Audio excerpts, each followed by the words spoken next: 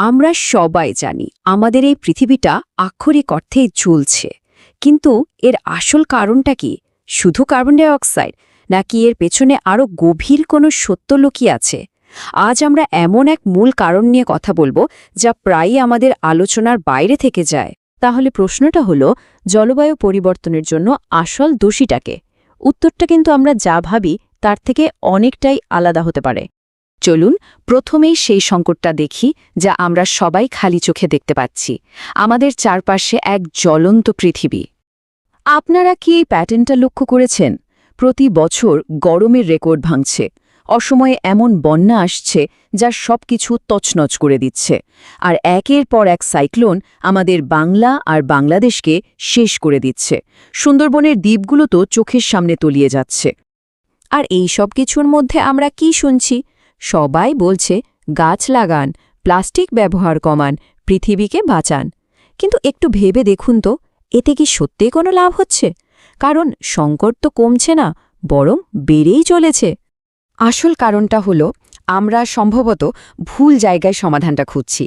এই যে বাইরের সমাধানগুলো, সেগুলো কেন ব্যর্থ হচ্ছে চলুন একবার দেখে নিই। দেখুন, প্রতি বছরই তো পরিবেশ সংকট সমাধানের জন্য বিশ্বের বড় বড় নেতারা একজোট হন। কত মিটিং হয়, কত সম্মেলন, যেমনটা আমরা এই কপ ক্লাইমেট সামিটগুলোতে দেখি। আর জানেন সবচেয়ে হাস্যকর ব্যাপার কি? কিছুদিন আগে এমনই এক সম্মেলনে, যেখানে বসে নেতারা পরিবেশ বাঁচানোর জ্ঞান দিচ্ছিলেন, ঠিক সেই জায়গাতেই আগুন লেগে যায়। এর চেয়ে বড় পরিহাস আর কি হতে পারে? আসলে মূল কথাটা খুব সহজ। আমরা ভুল জায়গায় ওষুধ লাগাচ্ছি। রোগটা এক জায়গায় আর আমরা চিকিৎসা করছি আর এক জায়গায়। তাহলে আসল রোগটা কোথায়? চলুন এবার সেই মূল কারণের দিকে তাকানো যাক, যা বাইরে নয় বরং আমাদের সবার ভেতরে লুকিয়ে আছে। এই ব্যাপারটা একটু মন দিয়ে দেখুন। জগতের যে কোনো সমস্যার জন্ম হয় মানুষের মন থেকে, আর সেই মনের জন্ম হয় মানুষের অহং বা ইগো থেকে। এই অহং বা ইগো জিনিসটা ঠিক কি? এটা হলো আমাদের আমি বোধ, যা আমাদের ভেতরে এক অফুরন্ত চাহিদা তৈরি করে আর আমাদেরকে এই বিশ্ব থেকে আলাদা করে দেয়। আর এই অহংয়ের খিদে কখনো মেটে না। এর আরও টাকা চাই, আরও বড় গাড়ি চাই, লেটেস্ট মডেলের স্মার্টফোন চাই, প্রত্যেকটা ঘরে এসি চাই। এই চাহিদার যেন কোনো শেষ নেই। আর এটাই হলো আসল কথা। আমাদের ভেতরের এই অসীম লোভ, এই অন্ধ চাহিদাই কিন্তু বাইরের ফ্যাক্টরিগুলোকে দিন-রাত ধোঁয়া ছাড়তে বাধ্য করছে, আর আমাদের প্রকৃতিকে একটু একটু করে ধ্বংস করে দিচ্ছে। আচ্ছা, এখন একটা অন্যদিকে তাকানো যাক। একটা আধুনিক ট্রেন্ড, যা আসলে সমাধানের নামে সমস্যাটাকেই আরও জটিল করে তুলছে। আজকাল এটা খুব চালু হয়েছে, তাই না? অনেকেই নিজের বায়োতে লেখেন স্পিরিচুয়াল বাট নট রিলিজিয়াস, মানে আমি আধ্যাত্মিক কিন্তু ধার্মিক নই। কিন্তু এই আধ্যাত্মিকতাটা ঠিক কি?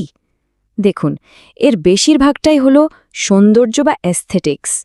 মানুষ ভাবে কিছু এনার্জি ক্রিস্টাল নিয়ে বসলে বা ট্যারো কার্ড দেখলে আধ্যাত্মিক হওয়া যায়। কিন্তু আত্মজ্ঞান বা নিজেকে জানার চেষ্টা, সেটা প্রায় শূন্য।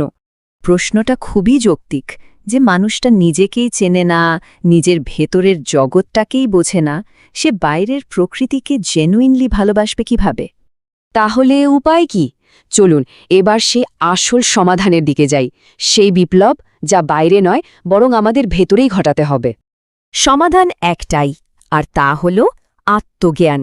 এর মানে হল সেলফ নলেজ বা নিজেকে জানা, নিজের সেই আসল সত্তাকে চেনা যা আমাদের চঞ্চল অহং আর তার অফুরন্ত চাহিদা থেকে একদম আলাদা। আমরা প্রায় বলি আমার মনটা খুব চঞ্চল, কিন্তু সত্যিটা হলো মন চঞ্চল নয়, আমাদের অহংটাই চঞ্চল। এই অহংয়ে সারাক্ষণ এক জিনিস থেকে আরেক জিনিসের পেছনে দৌড়ে আছে।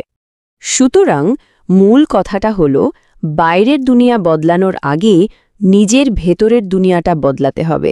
আসল বিপ্লবটা শুরু করতে হবে নিজের ভেতর থেকে।